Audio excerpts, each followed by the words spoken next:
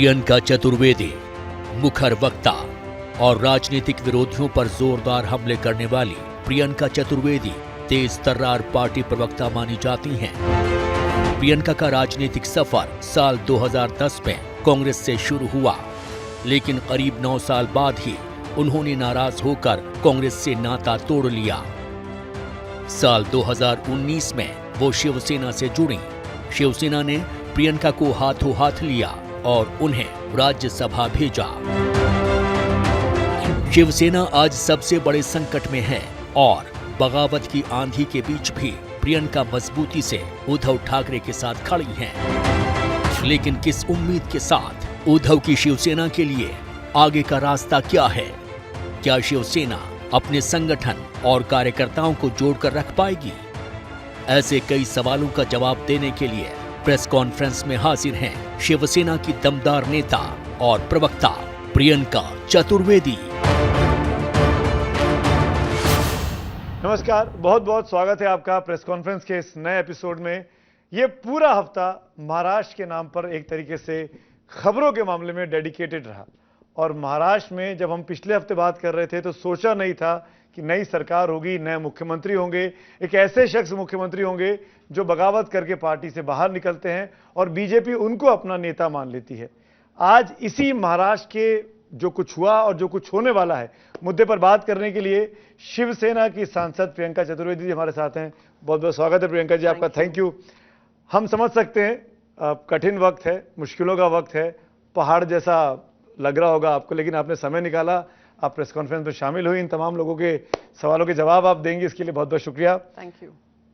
आपकी इजाजत से पहला सवाल, अभी आप सत्ता में थी, आज आप सत्ता में नहीं हैं, अब आप एक्स सीएम की पार्टी की मेंबर हैं, कितना दुख हो रहा है, कितना अफसोस हो रहा है, क्या कौन जिम्मेदार है इसके लिए? आई थिंक सत्ता से ज्यादा जो दर्द होता है वो दर्द ये होता है कि जो आप लोग जिनको सीनियर लीडरशिप की तरह देखते हैं, आप जिनको देखते हैं कि एक इम्पॉर्टेंट अंग है शिवसेना का, जिन्होंने शुरुआत शिवसेना से की, शिवसेना को विस्तार करने में भी आपका योगदान रहा, आप एक बहुत इम्पॉर्टेंट पोजीशन पे थे पार्टी में, आप शिवसैनिकों का मनोबल बढ़ाने के लिए आपको ये जिम्मेदारी दी थी।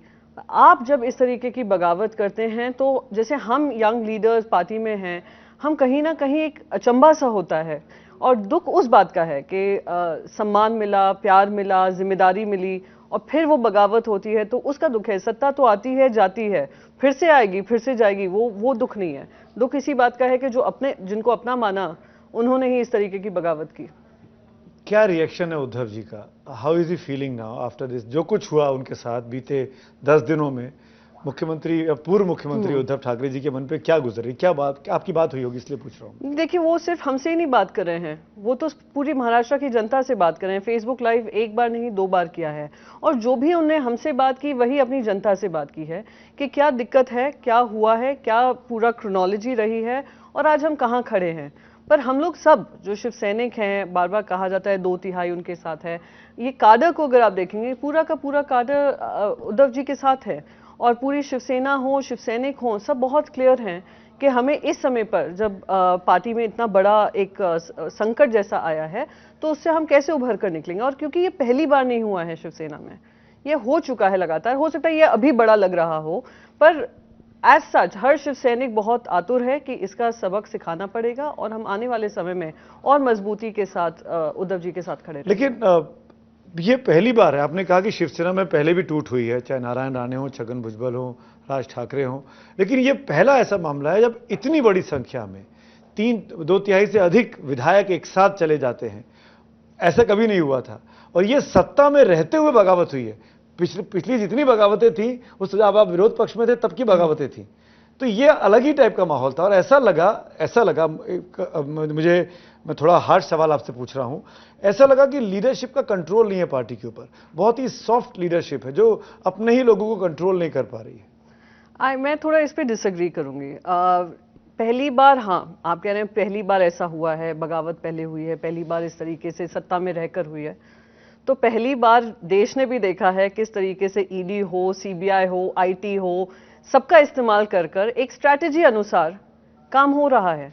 और कैसे एक पार्टी, एक होता है elected democracy, electoral democracy, alliances बनते हैं, बिगड़ते हैं, अलायंस बनकर नई सरकारें बनती हैं, और एक है इन्फोर्स डेमोक्रेसी, जहां पे आप इन्फोर्समेंट डायरेक्टरेट को एक्सटेंडेड डिपार्टमेंट ऑफ बीजेपी बनाकर एनफोर्स करते हैं कि अलायंस तोड़े, नई सत्ता बनाए, वो बीजेपी की सरकार हो।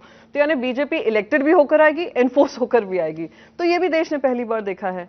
तो अगर नई तरीके से राजनीति हो रही है, जिस तरीके से खुद मुख्यमंत्री तमाम प्लीज सुप्रीम कोर्ट में दी गई आपके वकीलों के द्वारा, पर कोर्ट ने भी नहीं सुना। इन चाहे मेंबरशिप की बात हो, डिस्क्वालिफिकेशन की बात हो, सब चीजें टलती गई। मतलब मैंने खुद ने इमेजिन नहीं किया था कि एक हफ्ते में इतना बड़ा चेंज महाराष्ट्र की राजनीति में आ जाएगा। एक्चुअली अगर कोई भी प्रेस जो है, यहाँ पे सब जर्नलिस्ट हैं, सीनियर जर्नलिस्ट, आप खुद भी हैं, जिन्होंने सुप्रीम कोर्ट की कार्रवाई देखी होगी, वो लोग भी सबने आश्चर्य किया होगा कि ऐसे कैसे हो सकता है। 10th शेड्यूल बहुत क्लियर है। 10th शेड्यूल कहता है कि अगर कोई पार्टी का क्लेम कर रहे हैं कि 2/3 हिस्सा हमारे साथ है, तो वो 2/3 हिस्सा नया गुट अपने आप से नहीं बना सकती। लेजिस्लेटिव पार्टी की ट्रांसफर नहीं होती है। लेजिस्लेटिव उनको अगर नया गुट बनाना है, जो बार बार कह रहे हैं, तो उनको एक नया सिंबल मिलेगा, वो डिस्क्वालीफाई होंगे, फिर से री इलेक्ट होकर आएंगे। या दूसरा 10th शेड्यूल बहुत क्लियर है कि आप जो इस पार्टी में कोई भी अलग पार्टी में ज्वाइन कर डिस्क्वालिफिकेशन बचाकर आप फ्लो टेस्ट कर सकते हैं। ये पहली बार हुआ होगा कि सुप्रीम कोर्ट ने डिस्क्वालिफिकेशन प्रक्रिया पे डिप्यूटी स्पीकर पे सवाल नहीं उठाया, प्रक्रिया पे सवाल नहीं उठाया। उन्होंने ऑन होल्ड रखा 11 जुलाई तक। 11 जुलाई के बीच से पहले आप डिस्क्वालिफिकेशन से पहले फ्लो टेस्ट करने को तैयार हैं। फ्लो टेस्ट चलिए अवॉइड हो गया क्योंकि चीफ मिनिस्टर साहब ने रेजिग्नेशन दे दिया। पर आज आप मुझे ये बताइए, आज एक elected MLA, legislative assembly member, एक गुट है शिवसेना जो है, ओरिजिनल शिवसेना है, एक है जो क्लेम कर रहे हैं, तो चीफ विप किसको माने और चीफ विप किसका सुनवाई होगी? वो अधिकार किसका है? वो होता डेप्यूटी स्पीकर का। आपने सुप्रीम कोर्ट ने डाला हुआ है। और आज भी जब सुप्रीम कोर्ट में गए, कहा 11 जुलाई को हम इन रिवर्स देखेंगे कि क्या हो रहा है। सो आई मीन ये सारे सवाल तो जर्नलिस्ट को पूछने पड़ेंगे, लीगैलिटी देखनी पड़ेगी। आपको लग रहा है legality is very clear, 10th schedule is very clear, so we are just damaging the democracy further. आपको लग रहा है कि कोर्ट भी आपकी बात नहीं सुन रहा है, कोर्ट से भी ज्यादती हो रही है आपके साथ? मैं ज्यादती नहीं कहूंगी, मैं कहूंगी understanding of how important this particular case will turn out to be for future of India's democracy. आप ये सोचिए, अभी तक सवालिया निशान इस पे है कि चीफ विप कौन है, ये एमएलए डिस्क्वालिफाइड हैं कि नहीं है। ये एमएलए जो चीफ मिनिस्टर अभी स्वेरिंग इन जिनकी हुई है, वो खुद डिस्क्वालिफिकेशन की लिस्ट में है, जो ऑन होल्ड है टिल द 11th of जुलाई। ये जो केस का आउटकम होगा, क्योंकि फाइनल वर्डिक्ट नहीं आया है, ये केस का जो आउटकम होगा वो आने वाले सालों में स्टेट इलेक्शंस कैसे होते हैं, स्टेट की राजनीति कैसे होती है, केंद्र की राजनीति कैसे होती है, सब बातें उसी पे निर्भर होंगी। आप ज्यादा कुछ कहे बगैर भी आपने बहुत कुछ कह दिया। I understand your point, because मैं आपको रिवर्स में लेके जाता हूँ। 2.5 साल पहले ये कहा गया उद्धव ठाकरे ने पीठ में छुरा भोंका था देवेंद्र फडणवीस के, उन्होंने बदला ले लिया 2.5 साल के बाद। हम मिलकर चुनाव लड़े, हमारी सरकार बननी थी, पर उद्धव साहब ने देवेंद्र साहब का खेल खराब किया। आज उनको मौका मिला, आज उन्होंने उनके साथ वही कर दिया, टिट फॉर टैट। ओके, चलिए उसका भी जवाब मैं देना चाहती हूँ। छुरा किसने भोंका? जब ये पूरी अलायंस बनी थी, आपको भी ध्यान होगा, अगर हम 2019 से पहले जाएं, अलायंस टूटा हुआ था। अलायंस एक साथ हम लोग ने 2014 का इलेक्शन अलग अलग लड़ा। 2014 के बाद, इलेक्शन के बाद, हमने पोस्ट पोल अलायंस बीजेपी के साथ किया, हम लोग ने साथ में सत्ता चलाई। 2019 में जब पूरा अलायंस की बात हो रही थी, बिल्कुल क्लियरली ये वादा किया गया था, और मैं फिर से कहूंगी, अमित शाह जी का ये वादा था उद्धव साहब ठाकरे को कि 2.5 साल शिवसेना के पास रहेगा, 2.5 साल भारतीय जनता पार्टी के साथ रहेगा, क्योंकि 5 साल भारतीय जनता पार्टी की सरकार, भारतीय जनता पार्टी के सीएम रह चुके थे। 30 साल से अलायंस का धर्म निभाया है। जब ये 2 मेंबर पार्टी थी केंद्र सरकार में, तब से लेकर आज तक हम लोग ही एकमात्र होंगे, एक शिरोमणि अकाली दल होगा जिनको अभी इनके साथ अलायंस टूटा, हम लोग इनके साथ रहे। 2.5 साल के मुख्यमंत्री का पद मांगा था, और वो भी आज खुद माननीय मुख्यमंत्री ने स्पष्ट किया, फॉर्मर चीफ मिनिस्टर, पार्टी पक्ष प्रमुख ने, कि वो भी एकनाथ शिंदे जी होने वाले थे हमारी तरफ से, वो 2.5 साल। तो जो चीज 2.5 साल पहले होनी थी, खंजर किसने किस पे भोंका, वो तो सबके सामने है। और उसकी वजह से आज 2.5 साल बाद हम ये इतने, आपने करोड़ों खर्च कर दिए, ईडी का हवाला दे दिया, आईटी का दे दिया, सीबीआई का दे दिया, ये 2.5 साल पहले ये सारा आपको करने की जरूरत ही नहीं पड़ती। उद्धव ठाकरे जी ने अभी फेसबुक लाइव में, और उसके पहले जब बगावत हुई 21 तारीख को, उसके 2 दिन बाद जो फेसबुक लाइव किया, उन्होंने बार बार कहा कि मुझे कुर्सी का मोह नहीं है, इस्तीफा देने को तैयार हूं, आप बोलिए तो सही, सामने तो आइए। ये 2.5 साल पहले कर देते, दे देते बीजेपी को, बना देते देवेंद्र फडणवीस को। नहीं नहीं, उन्होंने क्या कहा फेसबुक लाइव में कि अगर आपको मुख्यमंत्री बनाए, आप में से किसी को, या आप में से किसी को पक्ष प्रमुख बनाए, किससे बात कर रहे थे? वो बता रहे थे कि जो हमारे एमएलए वहां पे गए हुए हैं, वो उनमें से कोई भी एक आकर हमें बता देता कि आप सीएम बनना चाहते हो, आप सीएम बनना चाहते हो या पार्टी पक्ष प्रमुख बनना चाहते हो, मैं बिल्कुल मान लेता। मैं आपको 2.5 साल पहले लेकर जाती हूँ। एक बहुत ही सेकेंड रंग लीडर थे, आफ्टर उद्धव साहब ठाकरे अगर कोई थे तो एकनाथ शिंदे जी थे। और आप कह रहे हैं कि 2.5 साल पहले ये अलायंस हुआ होगा, बगैर उनसे राय मशवरा कर हुआ होगा। सब उसमें ऑन बोर्ड थे। और अगर राय मशवरा चलिए नहीं भी किया, मैं वो बात भी हाइपोथेटिकली मान लूं, तो आप क्या ये मंत्री पद की जिम्मेदारी लेते? 2.5 साल बाद में आकर आप ये सब आरोप लगाना कहीं ना कहीं हिपोक्रिटिकल लगता है। हिपोक्रेटिकल तो ये भी लगता है प्रियंका जी कि आपने, शिवसेना ने कांग्रेस के साथ हाथ मिला लिया, शिवसेना ने एनसीपी के साथ हाथ मिला लिया सत्ता में आने के लिए 55-56 एमएलए के साथ। ये किस बात की? ये हाइपोथेटिकल नहीं है क्या? नहीं, हिपोक्रिटिकल ये इसलिए नहीं है, मैं बताती हूँ। ये तो एग्जाम्पल खुद बीजेपी ने सेट किया है ना।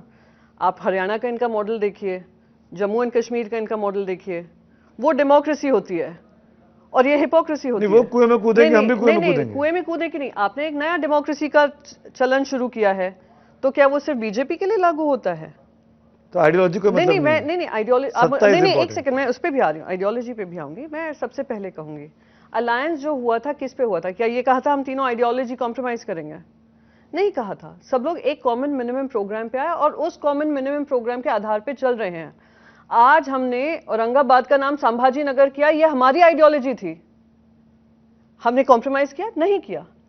हमने कहा राम मंदिर हम हम चाहते थे कि बनेगा, तो सबसे पहले ओथ टेकिंग लेने के बाद कौन वहां पे मुख्यमंत्री गए थे? देवेंद्र फडणवीस कितनी बार गए हैं वहां पर? राजनीति पूरी करेंगे उस पर। सबसे पहले ओथ टेकिंग के बाद माननीय मुख्यमंत्री उद्धव बाला साहेब ठाकरे जी गए थे। अब आप बोलिए कि उद्धव ठाकरे जी चीफ मिनिस्टर बनने के बाद हम पहली पॉलिटिकल पार्टी थी जिन्होंने राम मंदिर का डोनेशन दिया, कोई और पॉलिटिकल पार्टी ने नहीं दिया। तो क्या आइडियोलॉजी से कॉम्प्रोमाइज किया? तो अब मैं आपको लास्ट चीज आपसे पूछती हूं, क्या आपका हिंदुत्व, यहाँ पे सारे पत्रकार जो बैठे हैं, हिंदुत्व, क्या आपका हिंदुत्व सिखाता है कि जिसको सबसे बड़ी जिम्मेदारी दी हो वो बगावत करे? क्या मेरा हिंदुत्व सिखाता है कि आपस को लड़वाएं, जाति के आधार पर लड़ाएं? क्या आपका हिंदुत्व सिखाता होगा? क्या मेरा हिंदुत्व सिखाता है? मेरा हिंदुत्व तो नहीं सिखाता कि इस तरीके से चाकू लेकर एक दूसरे को मारने लग जाओ।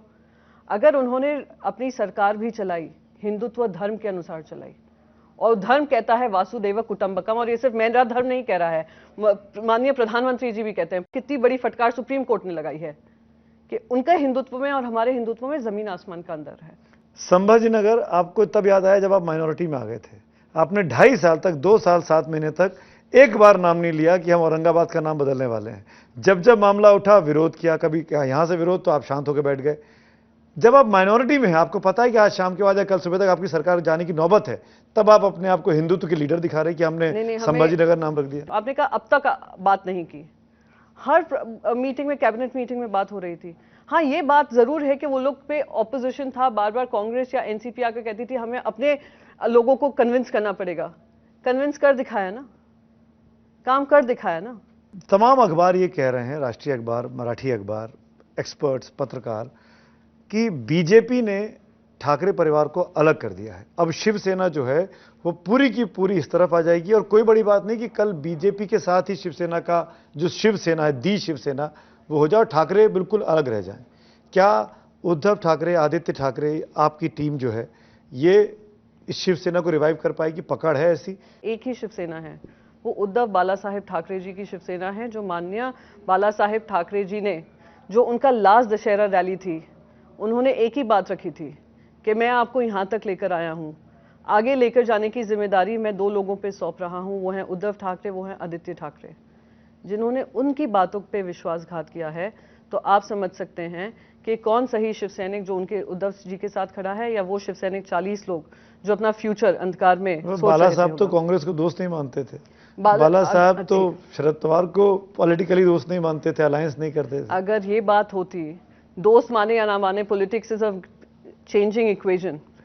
आज हमारे एस्पिरेशन जो 10 साल पहले होंगे, हो सकता है आज आपके एस्पिरेशन वो ना हो। एक पत्रकार, और एज आई वॉज प्रेजेंट जब बाला साहब वो स्टेटमेंट कर रहे थे, तो उन्होंने दशहरा रैली में ये नहीं कहा था कि उद्धव ठाकरे को मैं सेना सौंप रहा हूँ या आदित्य ठाकरे को। उन्होंने लोगों को कहा था कि मैं इन दोनों को आपके हाथों सौंप रहा हूँ और आप इन्हें संभालिएगा। ये सेना संभालेंगे नहीं कहा था। और शायद कहीं वही नज़र नहीं आ रहा है कि जो लोगों को उन्होंने शिवसेना सौंपा था, उन्हीं लोगों ने आज बगावत की है। और ये देखने में असफल केवल उद्धव ठाकरे और आदित्य ठाकरे नहीं रहे, बल्कि पूरी की पूरी जो एक कोर टीम बनी थी उनकी, वो रह गई। सबसे पहले मैं बता दूं, ये 40 एमएलए जो हैं वो पूरी शिवसेना नहीं है। आप इस गलतफहमी में मत रहिएगा, पहले तो। दूसरी बात, आप भी जानते हैं, मैं भी जानती हूं, बाला साहेब ठाकरे जी का मतलब क्या था। उन्होंने लाइन ऑफ लीडरशिप क्लियरली बता दी थी, है ना, कि लाइन ऑफ लीडरशिप शिवसेना में किसकी रहेगी। और बिल्कुल शिवसैनिकों के पास सौंपा, और आज वो सारे शिवसैनिक उनके साथ खड़े हैं एक्सेप्ट फॉर -39-40, जिनमें से 19 पे तो ईडीआईटी का हवाला है। आप शिवसेना को 40 में मत समेटिए। आपको लगता है कि आपका सिंबल, इलेक्शन सिंबल बचेगा? क्योंकि बीजेपी ने जो किया बिहार में चिराग पासवान के साथ, वहां सामने नहीं, अब इलेक्शन देखिए, कमीशन एक ने होता फैसला है, सीज कर दिया। देखिए, एक होता है साम दाम दंड भेद करके काम कर लेना, है ना। मैंने आपको सुप्रीम कोर्ट का उदाहरण दिया। 10th schedule is very clear. 10th schedule thankfully as per the democracy constitutional norms also suggest कि पार्टी का सिंबल कब मिलता है किसी को, जब वर्टिकल स्प्लिट हो। वर्टिकल यानी संगठन से लेकर जिला परिषद, कॉर्पोरेशन, अब स्प्लिट नहीं होगी, पार्लियामेंट्री पार्टी, जो स्प्लिट होना था वो सामने दिख रहा है। अब नहीं होगी।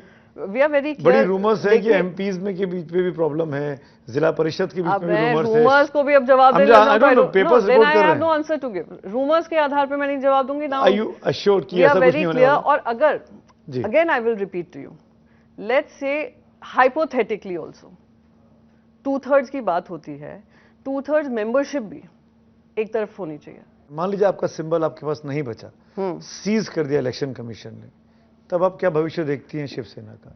मैं हाइपोथेटिकल नहीं जवाब दूंगी, पर मैं क्लियरली जवाब दूंगी। हम उद्धव बाला साहेब ठाकरे जी के साथ खड़े हैं, निरंतर खड़े हैं। जितनी भी लंबी लड़ाई हो, जितनी भी कठिन लड़ाई हो, जितना भी संघर्ष करना पड़े, जैसे मैंने कहा, सत्ता आएगी जाएगी, कुर्सी रहेगी जाएगी। जो कुर्सी का मोह करेंगे वो जाएंगे, जो रहेंगे वो यहाँ पे हैं। क्या आप रहेंगी पार्टी में? ये सवाल बहुत अच्छा आपने पूछा। मैं आपको बता दूं कि ना सत्ता का प्यार मुझे कांग्रेस में था। आप तो मेरी जर्नी देख चुके हैं। 2009 में राजनीति जुड़ी थी और 2014 में उनके इलेक्शन की सबसे बुरी हार रही होगी। I was the last person standing speaking to the media. मैंने संघर्ष देखा है और आगे भी देखूंगी। प्रियंका जी, आप लगातार सुप्रीम कोर्ट का जिक्र कर रही हैं, तो मेरे हाथ में सुप्रीम कोर्ट की एक पिटीशन है जो आप लोगों की तरफ से दायर की गई। उसमें देवेंद्र फडणवीस के लिए मास्टरमाइंड शब्द का इस्तेमाल मैंने याचिका पढ़ी नहीं है, so I can't comment on. Devendra Fadnavis को मास्टरमाइंड मानते हैं क्या पूरे घटनाक्रम का? I don't know what you are speaking about. मैं उसका जवाब क्या दूं, मुझे समझ में नहीं आ रहा है। पार्टी में इतना बड़ा रिवोल्ट हो जाता है, इतने सारे एमएलएस पार्टी से निकल जाते हैं, पार्टी की कमान ठाकरे परिवार से बाहर जाएगी, ऐसे वो आशंका जताई जाती है। तो कहीं ना कहीं लगता है कि आपको सीएम रहने के बाद एक पार्टी चीफ करके वो फेल हो गए, या फिर कांग्रेस और राष्ट्रवादी को मनाने में उनका इतना टाइम चला गया कि अपनी पार्टी में जो अनरेस्ट था वो देख नहीं पाए। 2020 में मार्च ऑनवर्ड्स लॉकडाउन हुआ, 1.5 साल वो लॉकडाउन चला। आप अगर कहें वो पार्टी पक्ष के नाते हो या चीफ मिनिस्टर के नाते वो कहीं भाप नहीं पाए, तो आप सबसे पॉपुलर चीफ मिनिस्टर कैसे रहते? अनफॉर्चुनेट सर्कमस्टांसेस थे कि पूरा देश में लॉकडाउन था, महाराष्ट्र में भी लॉकडाउन था। महाराष्ट्र बड़े आंकड़े देख रहा था, हमें कंट्रोल करना था, वो उनकी प्रायोरिटी था, राजनीति प्रायोरिटी नहीं थी। एंड एक्सपेक्ट ये था कि सारे जो पार्टी के नेतागण हैं सब इसी में लगे रहेंगे, मेहनत कर रहे होंगे। किया, सबने किया, तभी पॉपुलर चीफ मिनिस्टर रहे। पार्टी को भी एक कॉन्फिडेंस मिला, पूरे देश ने एक कॉन्फिडेंट लीडर देखा कि उभरते हुए देखा, जिन पे इतने सवालिया निशान थे। फिर आया उनकी सर्जरी आई। उनकी जब पहली सर्जरी हुई तो उसके बाद थोड़ी दिक्कतें हुई, जिसकी वजह से सेकंड सर्जरी हुई।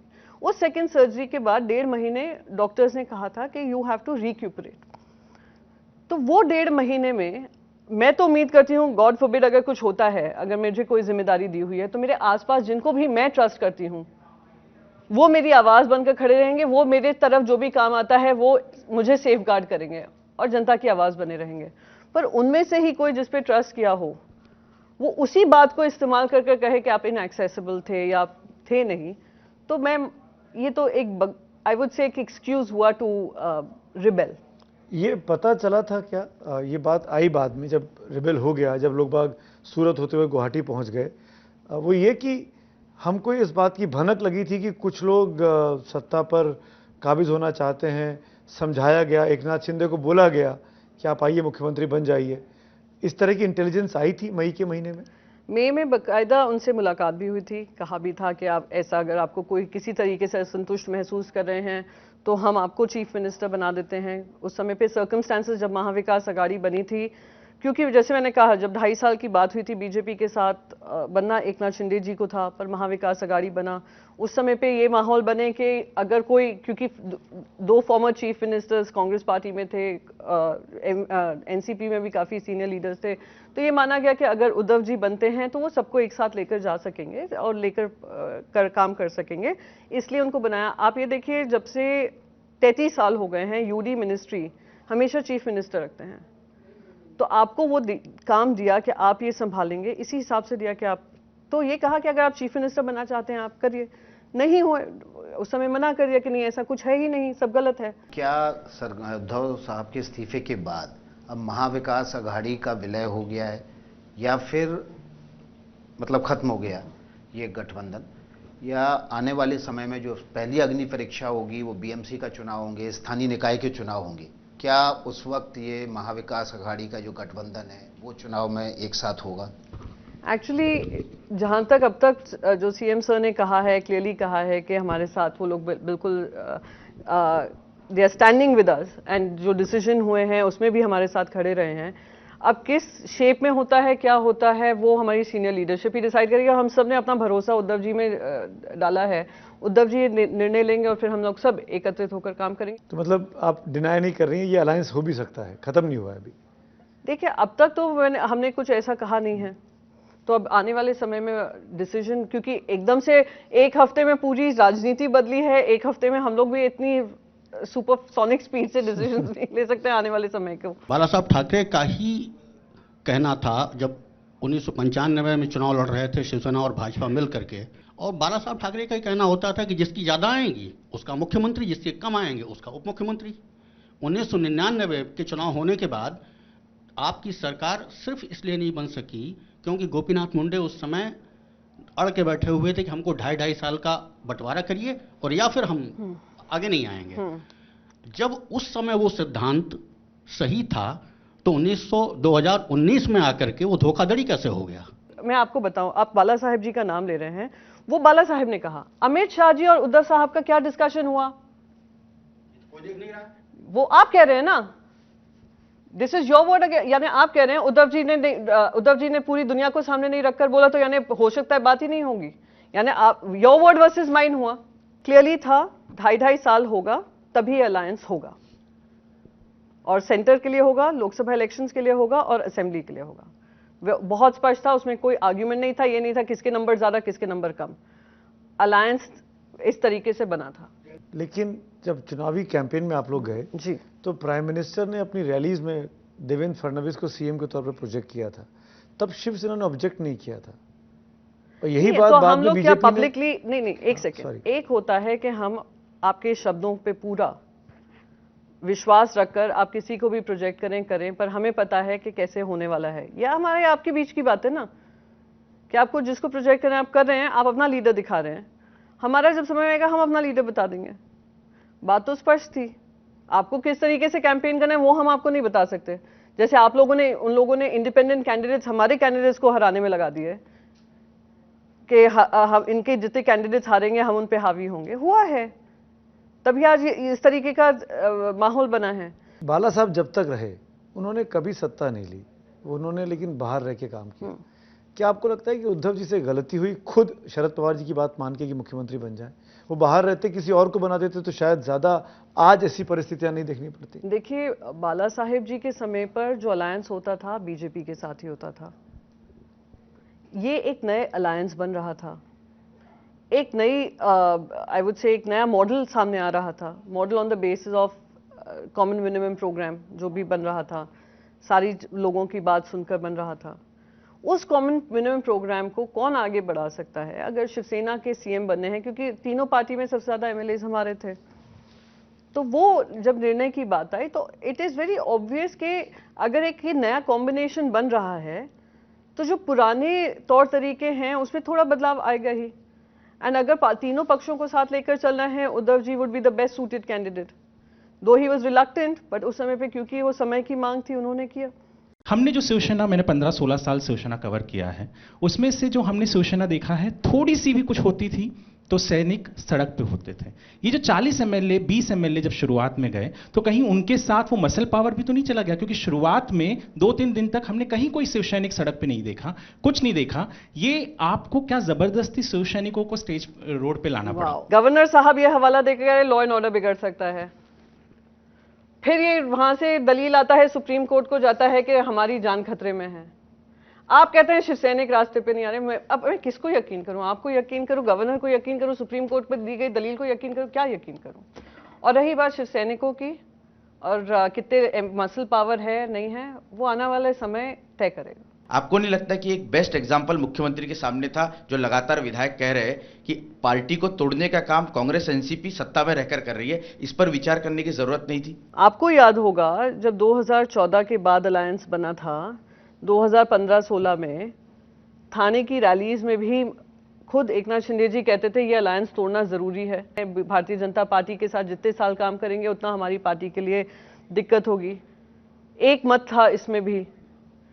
तो मैं कहती हूं कि कितना एक नया अलायंस बनकर आया, कितना उसको स्टीयर कर सकें और ट्राई टू इंश्योर कि एक अलायंस सक्सेसफुल हो नहीं हो। और अगर आपको दिक्कत हो रही है घर की चार दीवारों में बात करिए। क्या आज ये नौबत आई है उसके पीछे एक कारण ये भी है कि उद्धव ठाकरे जी का अपने लोगों के साथ में कनेक्ट नहीं था, वो एक्सेसिबल नहीं थे इतने, और ये आरोप उनके ऊपर बार बार लगते रहा है। अभी तो आपने कोविड का हवाला दिया और फिर कहा कि उनकी सर्जरी भी हुई थी, लेकिन काफी पहले से सामना में इंटरव्यू छपा उनके मुख्यमंत्री बनने के बाद में, शरद पवार जी का, संजय राउत जी ने इंटरव्यू लिया था और उसमें भी शरद पवार जी ने नसीहत दी कि उद्धव ठाकरे जी को और लोगों से मिलना जुलना चाहिए। इसके पहले जो लोग शिवसेना छोड़कर गए, चाहे वो नारायण राणे हों, उसके बाद सांसद थे मोहन रावले, कुछ और भी लोग, उन्होंने यही कहा कि ये तो हमसे मिलते ही नहीं है, हमको कई कई दिन का इंतजार करना पड़ता है इनसे समय मांगने के लिए। तो उनके इस एटीट्यूड की वजह से भी नाराजगी थी एक तरह से। अमित शाह जी से कितने बीजेपी कार्यकर्ता मिल सकते हैं? अमित शाह जी से ये तो व्हाट अबाउट की है, this is what about. If you allow me to answer, you can dismiss my answer but don't allow me to complete it. What about ही लगा दीजिए, कुछ भी लगा दीजिए। मैं आपको एक हकीकत समझाने की कोशिश कर रही हूँ। एक पार्टी अध्यक्ष है, फिर उनके साथ पूरे नेते हैं, फिर उपनेते हैं। पार्टी का एक पूरा एक ढांचा है। अगर पार्टी का सुनवाई आपके उपनेते नहीं कर रहे हैं, कार्यकर्ता की सुनवाई उपनेते नहीं कर रहे हैं, तो नेते के पास जाते हैं। नेते नहीं कर रहे हैं तो I would say that is the logical step. Narayan Rane ji ने क्या रीजन था कि बाला साहेब ठाकरे जी इनएक्सेसिबल हैं क्योंकि उद्धव जी रोकते हैं। अब जो एकनाथ शिंदे जी गए हैं, जिनके पास सारा एक्सेस था, आप भी जानते हैं, मैं भी जानती हूँ, सब जानते हैं। एक्सक्यूजेज है, I am sorry but these are excuses. क्या जब अयोध्या दौरा हुआ आदित्य जी का, अभी गए, तो क्या ये बात बिल्कुल ठीक है कि एकनाथ शिंदे जी को ये जिम्मेदारी दी गई कि आप अयोध्या दौरे का लॉजिस्टिक्स देखो, आदित्य जी कहाँ जाएंगे, कहाँ ठहरेंगे, कौन सा होटल होगा? एक इतना बड़ा नेता जो इतना बड़े पोर्टफोलियो पे हो, और क्या उसको ये तौहीन नहीं लगी गई होगी कि वो एक लॉजिस्टिकल इंचार्ज बन के भेजा जा रहा है? इस तरह की चीज़ें छपी हैं, इसलिए मैं पूछ रहा हूँ आपसे। देखिए, अगर जो शिवसेना को क्लोजली नहीं फॉलो कर रहे होंगे ना, उनको ये पता नहीं होगा कि Shiv Sena functions like a family. आप मंत्री हों, आप पार्टी के कार्यकर्ता हों, आप उपनेते हों, नेते हों, सचिव हों, सब एक दूसरे के लिए काम करना पड़ता है। उसमें कोई ये ईगो का कोई हैसल नहीं है। नए मुख्यमंत्री ने शपथ लेने के तुरंत बाद कहा कि मेट्रो कारसेट फिर से आरे में ही बनेगा, जबकि 2019 के चुनाव के ठीक पहले आप लोगों का समझौता हो गया था, सारी चीज़ें हो गई थी, फिर भी शिवसेना ने बड़े कड़े तेवर अपना अख्तियार किए थे। क्या फिर से जब आरए में काम शुरू होगा तो शिवसेना अपने पुराने तेवर में दिखाई पड़ेगी? 11 तारीख को डिस्क्वालिफिकेशन की प्रक्रिया सब जुडिस है, और जो मैं ज्यादा कमेंट नहीं करना चाहूंगी, जो मुख्यमंत्री की जिनने शपथ ली है वो इस लिस्ट में। क्या बाला साहब ठाकरे के हिंदुत्व और उद्धव ठाकरे के हिंदुत्व में फर्क है? क्योंकि जो बाला साहब ठाकरे का हिंदुत्व था उसमें एक एलिमेंट था एंटी मुस्लिम का। जो उद्धव ठाकरे जी का हिंदुत्व है, 2019 में जो तीनों पार्टियों की सरकार बनी तो उसका जो प्रियम्बल था उसमें सेकुलर शब्द का 2 बार इस्तेमाल किया गया था। तो क्या वो एंटी मुस्लिम स्टैंस इनके हिंदुत्व से मिसिंग है, और शायद इसका खामियाजा भी उद्धव ठाकरे को भुगतना पड़ रहा है, और इसी वजह से बीजेपी जैसी पार्टियां या फिर एमएनएस उसको कैपिटलाइज करने की कोशिश कर रही? सबसे पहले ये पूछूंगी कि सेक्युलर शब्द में कहीं लिखा है कि you have to be, you can not be anti Muslim, या क्या सेक्युलर शब्द ये कहता है कि आप धर्म विरोधी रहो? सेक्युलर शब्द हमारे कॉन्स्टिट्यूशन शब्द को हमेशा शिवसेना ने बड़े ही नेगेटिव तरीके से पेश किया है। अब आप मुझे फिर से मैं दोहराऊंगी कि जो अभी जिस तरीके का माहौल है, सुप्रीम कोर्ट ने फटकार लगाई है एक प्रवक्ता को, वो तो मैं कहती हूँ बलि का बकरा बन गई बेचारी। वो वही कर रही थी जो उनकी पार्टी चाह रही थी। क्या वही सत्ता में जब अटल बिहारी वाजपेयी जी थे, सत्ता में ये नहीं, वॉट अबाउट नहीं कर रही हूँ मैं, आपसे कह रही हूँ परिवर्तन आते हैं, राजनीतिक पक्ष में परिवर्तन आते हैं। लीडरशिप जब बदलती है तो लीडरशिप अपनी हद तरीके से काम करती है। क्या बेसिक कोर जो आइडियोलॉजी है, जो उस समय की मांग थी, इस समय की मांग नहीं है? आपने जो बलि का बकरा प्रवक्ता बात, अब नुपुर शर्मा की बात कर रही हैं। अभी सुप्रीम कोर्ट ने जो कहा कि you single handedly responsible, how is she single handedly responsible? I mean with all due respect to the Supreme Court, it is an ecosystem. Priyanka ji, क्या संजय राउत के बड़बोलेपन ने शिवसेना को ले डूबा? जैसे कि बोलते हैं नोटी किसी को बोल देते हैं, किसी को बोलते हैं वो आएंगे तो इनका यहाँ पोस्टमार्टम होगा, जैसे इनके वर्ड रहते हैं उस। देखिए, अगर आप सोशल मीडिया ट्रैक करोगे तो मुझे पनौती कह रहे हैं। हाँ। सोशल मीडिया नहीं, I am trying to tell you something. मेरा कहना बस एक है कि जब दोष मरना होता है किसी भी मर देंगे, मुझे पनौती कह रहे हैं। दुख होता है देखकर कि यू नो इस तरीके के शब्दों का इस्तेमाल होता है।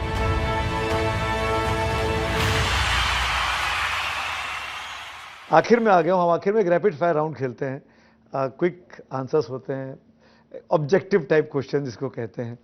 पॉलिटिशियन से क्विक आंसर देना। तो पहला सवाल मैं पूछना चाहूंगा आपसे, प्रियंका चतुर्वेदी जो कि शिवसेना की सबसे नई मेंबर में से एक हैं, उनके हिसाब से शिवसेना के लिए बड़ा दगाबाज कौन है, भारतीय जनता पार्टी या Eknath Shinde? I mean that's a tough question for a newcomer like you said. ये इसका जवाब मैं नहीं दे पाऊंगी, मैं न्यूकमर हूँ। उद्धव ठाकरे जी किसको मानते हैं दगाबाज, बीजेपी को या एकनाथ शिंदे को? नहीं, अगर आप देखेंगे जिस तरीके से 30 साल एक अलायंस रहा और जिस तरीके से पार्टी को भी खत्म करने की कोशिश की गई, हर मापदंड अपनाए, साम दाम दंड भेद किया, ईडी सीबीआई किया, सुशांत सिंह राजपूत किया, आर्यन खान किया, ईडी लगाया, सीबीआई, जो भी आप लोगों ने काम किए, ईडी के केसेस बंद कर दिए। इतनी एक पीएमएलए केस होने वाला था फाइल, वो बंद हो गया क्योंकि वो उस तरफ गंगा नहा लिए, गंगा स्नान हो चुका है। तो आई वुड से बीजेपी, बिकॉज उनके पास सारे यंत्र हैं। एकनाथ शिंदे अब एक शिव सैनिक होने के नाते, जैसा कि सर ने पूछा, मुख्यमंत्री बन गए हैं, आपकी नजर में वो बाहुबली है या कटप्पा है? एक्चुअली मैंने पिक्चर ही नहीं देखी है, so I don't know who is Kattappa, who is Baahubali. I am sorry, I am really sorry. Uddhav ji की सबसे बड़ी कमी क्या पुत्रमोह रही या कांग्रेस एनसीपी का गठबंधन का दबाव? बार बार ये आरोप लगाते थे कि उद्धव जी में एडमिनिस्ट्रेटिव कैपेबिलिटी नहीं है, वो उन्होंने करने का हौसला दिखाया। उन्होंने एक नए तरीके से शिवसेना को एक नया अलायंस बनाने की हिम्मत दिखाई।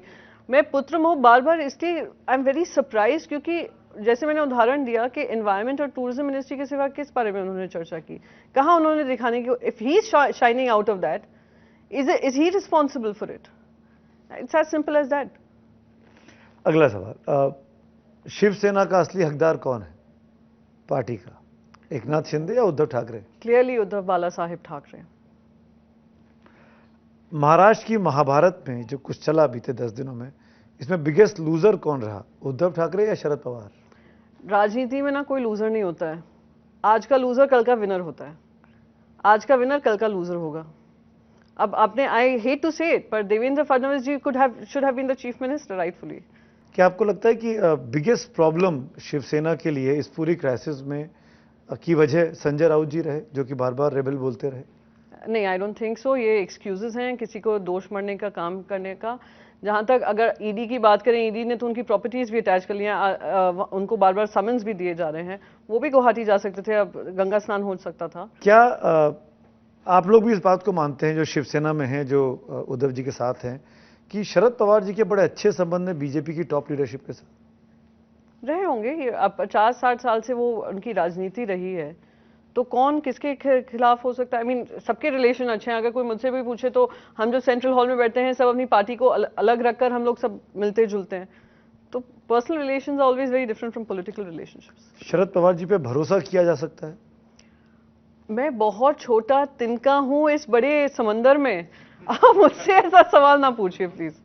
क्योंकि बाला साहब ने कुछ और कहा था उनके बारे में, बिल्कुल विपरीत। मैं फिर से कहूंगी, अटल बिहारी वाजपेयी जी ने भी बहुत सारी चीजें कही थी जो नरेंद्र मोदी जी नहीं कर रहे हैं या कह रहे हैं।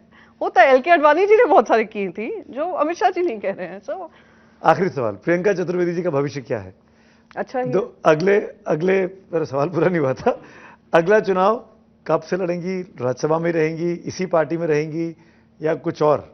मैंने उसका जवाब पहले भी दिया, मैं फिर से रिपीट करूंगी।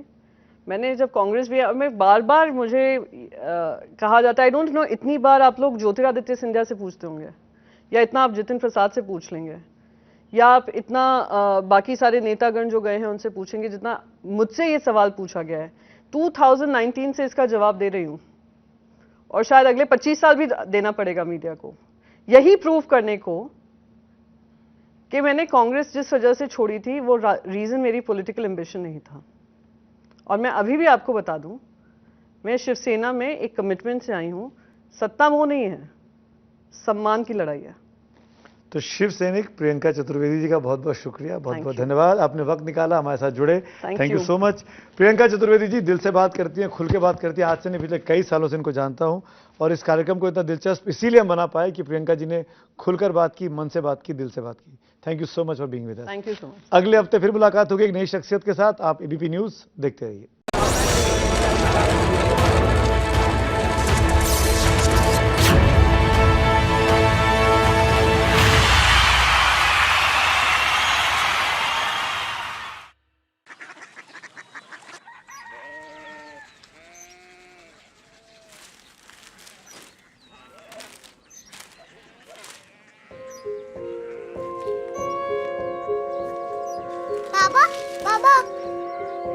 कोरिया सिटी जानी ना?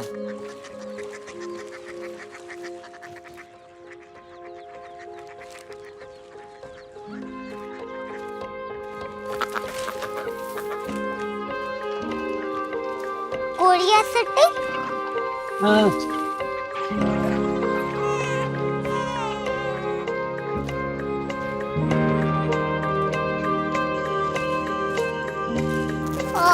कोरिया सिटी कहाँ पे है? शहर अंग्रेजी लगे हैं।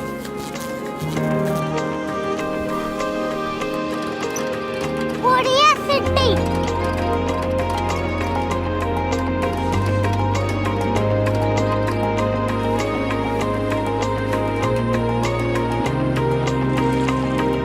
वो बहुत दूर है।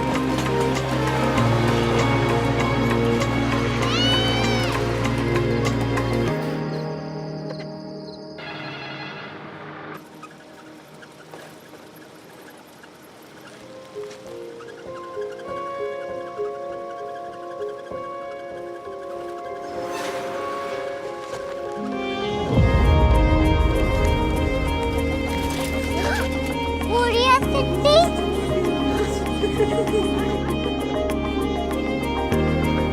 दुनिया कुछ लोग बड़े होते हैं। कोरिया सिटी कहाँ है? प्रोफेसर साहब को पता होगा। हो, ये छोटा वाला ग्लोब लगता है, और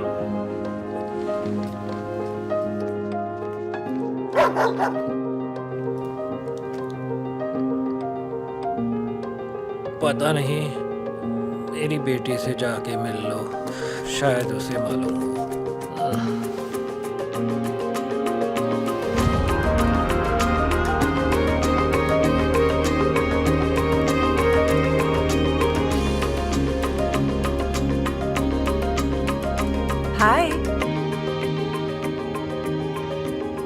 बाबा ने भेजा है।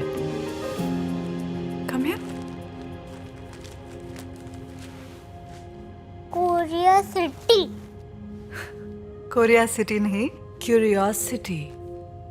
वो क्या? That's what brought you here?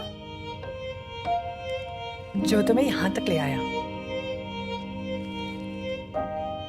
Curiosity.